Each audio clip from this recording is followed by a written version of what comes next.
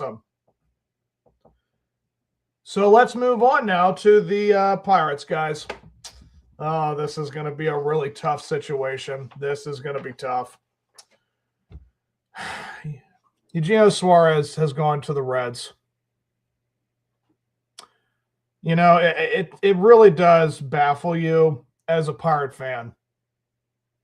It does, because this is probably the most active that the Pittsburgh Pirates have been in the offseason and acquiring players, between trades, between, you know, free agency. Like the fact that they got guys like Lowe, Ryan O'Hearn.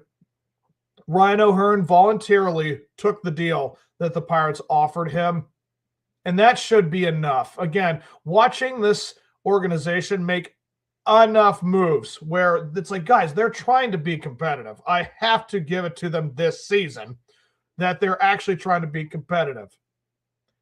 But now we're starting to see, and I'm going to try to be nice about this, but there's no other way to look at it, the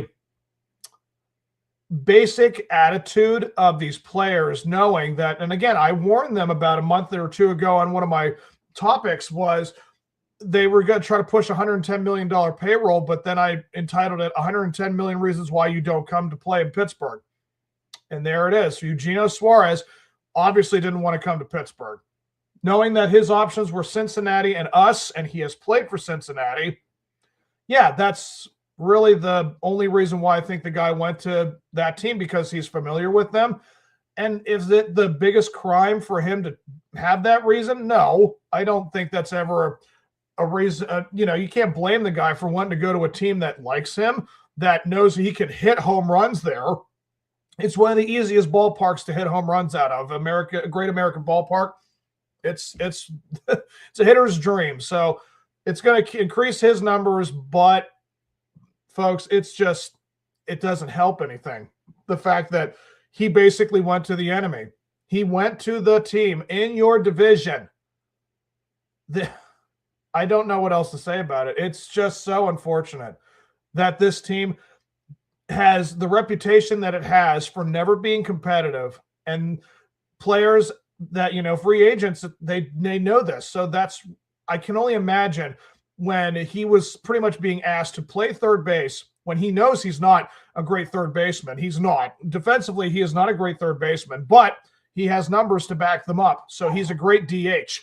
And I feel like that's really what it was about. People have asked me, like, Brian Hayes already went to the Reds. Why do we need another guy that's a third baseman? Because they're probably going to use him as DH. And we're probably going to use O'Hearn or maybe Cruz, guys like that as our DH, and we just need a third baseman. Now we're going to have to settle for Jared Triolo. Not the fact that Jared Triolo is not a Gold Glove winning guy in that position, but his numbers offensively will not scare anybody. This is really what it comes down to. We had an opportunity, and the deal is what makes it even worse. Of course, the deal, it makes it worse. It's a 1-year, $15 million deal. Even the Pittsburgh Pirates can do that.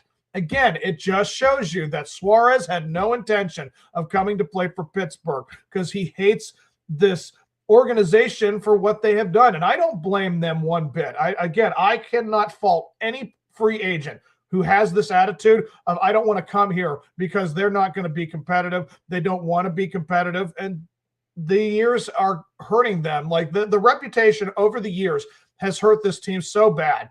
And it's showing. We are now facing one of the worst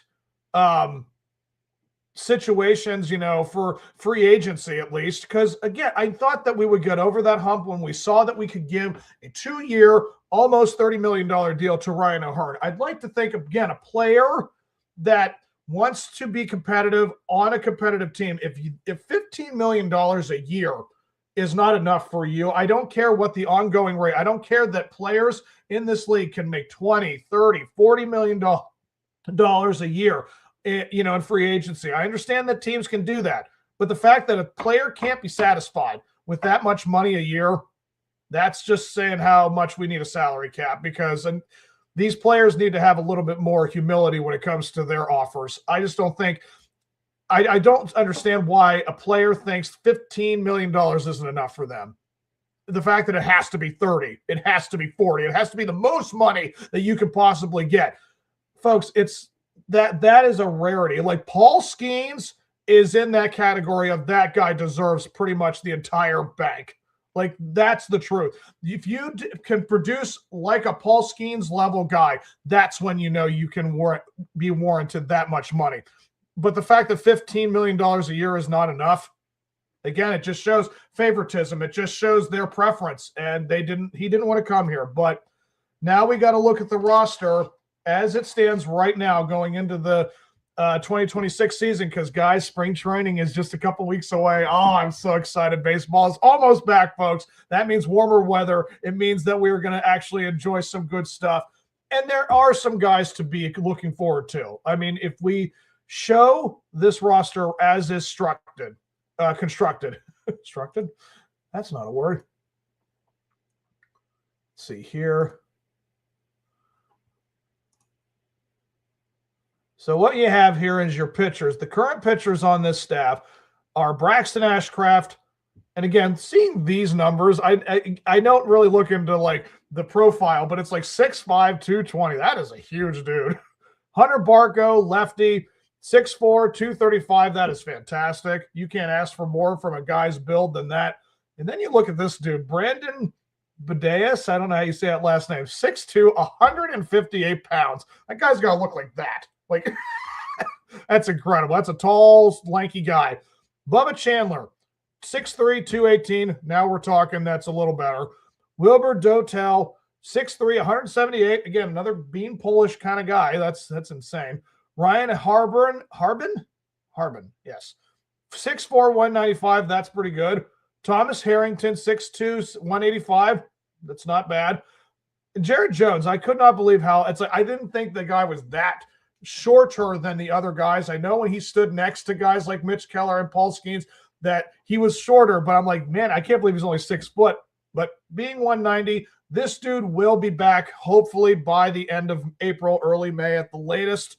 He looks like he's on the right track, guys, and I'm really hoping that once he gets in there, it's going to be the best rotation in baseball. You just watch, guys. I mean, we're going to be putting up some awesome numbers pitching-wise this year.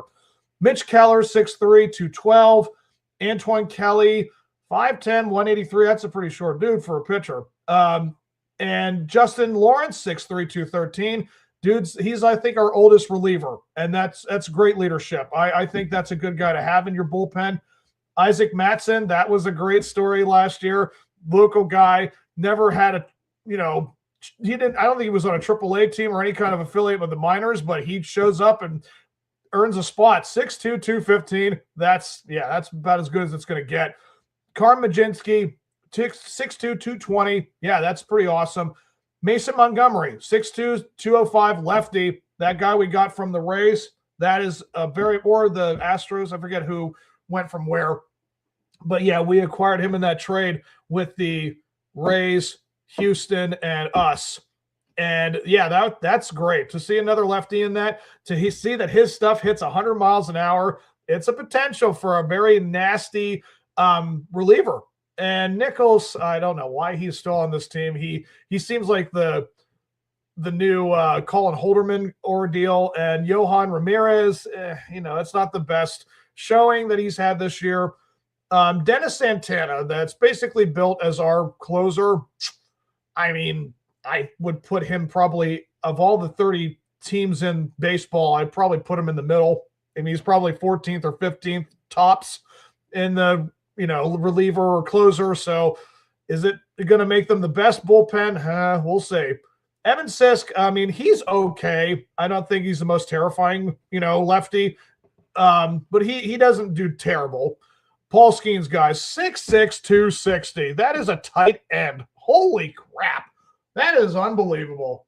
I mean, that's awesome. To know this dude is just going to turn 26 years old this year, that's a show that we are going to see the best version of Paul Skeens yet. This dude is going to be breaking numbers. He is going to have the best career probably in the history of the game. He will go down as Walter Johnson, Sandy Koufax, Randy Johnson numbers. Like, it's going to be amazing. And Gregory Soto is a great bullpen option. However, I did just look his numbers up recently.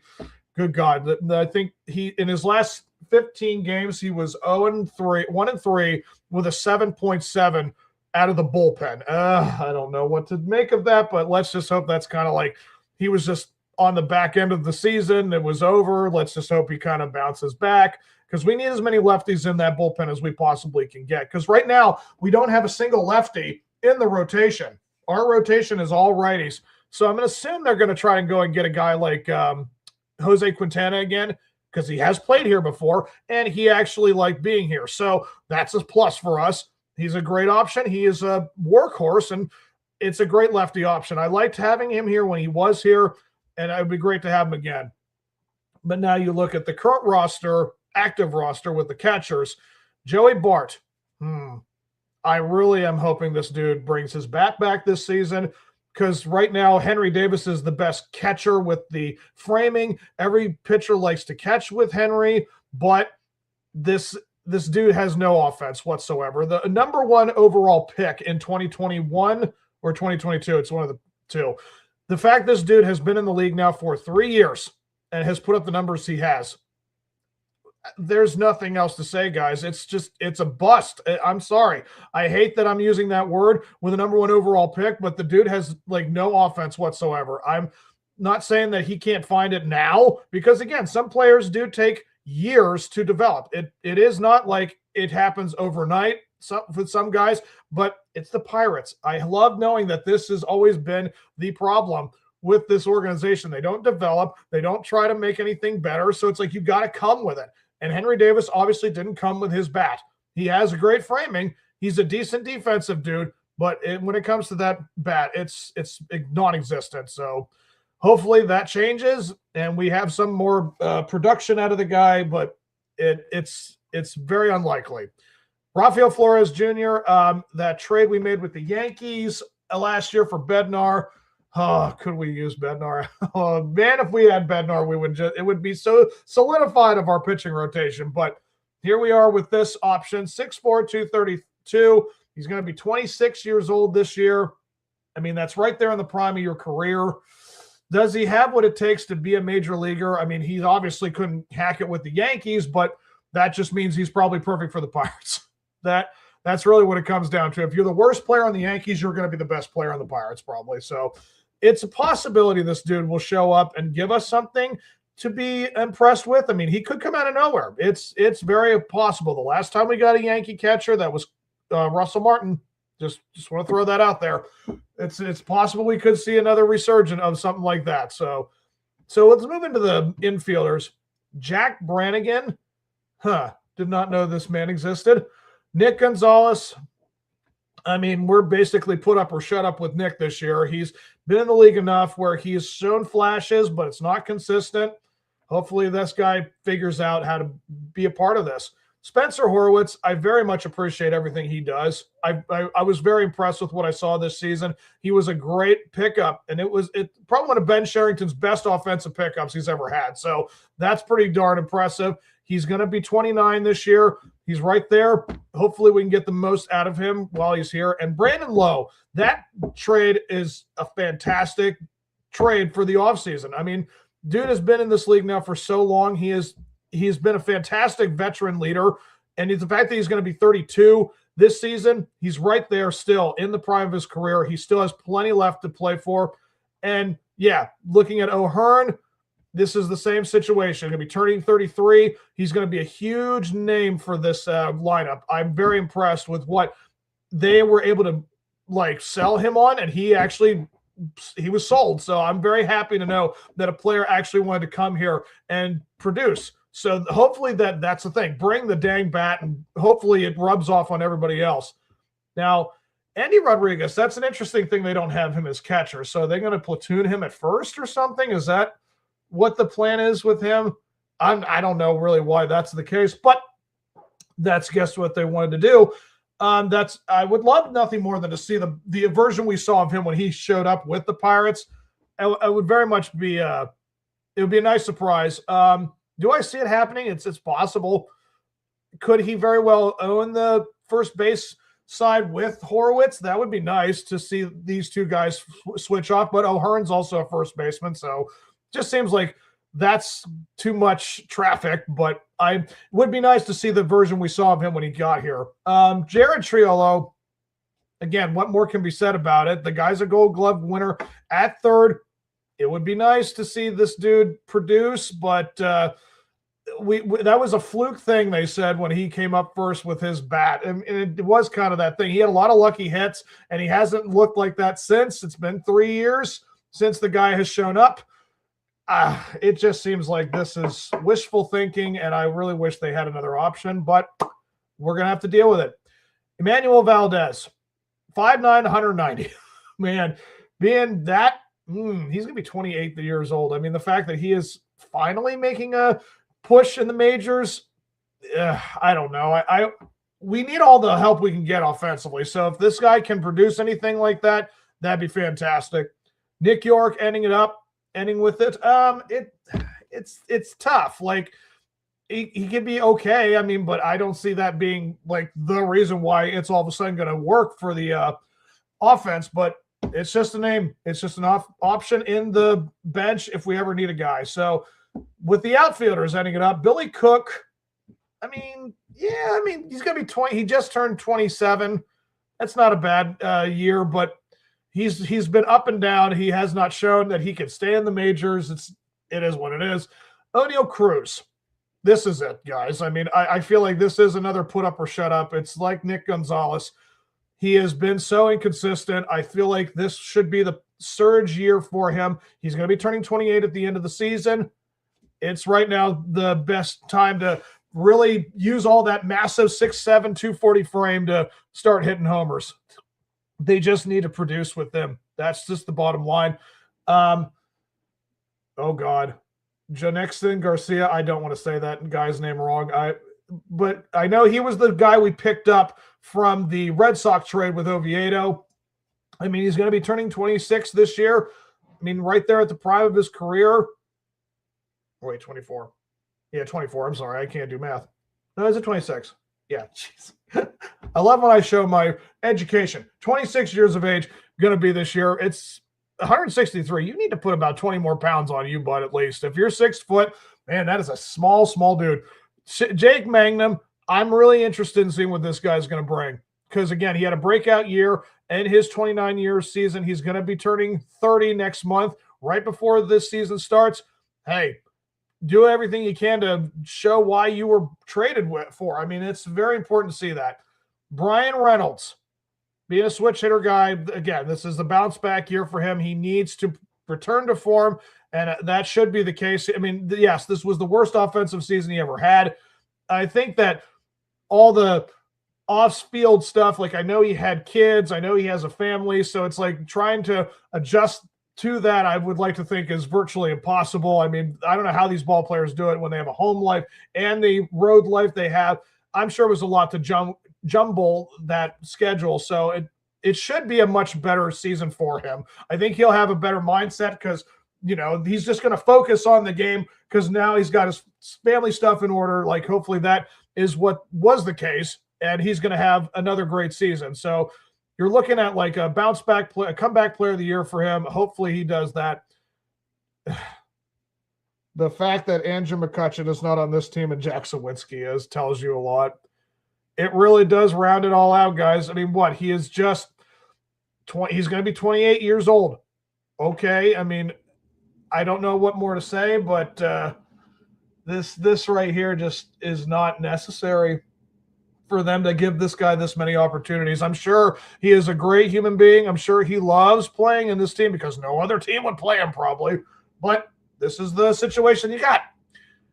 I just only hope that he earns a spot. He definitely showed it 3 years ago, but hasn't been that since.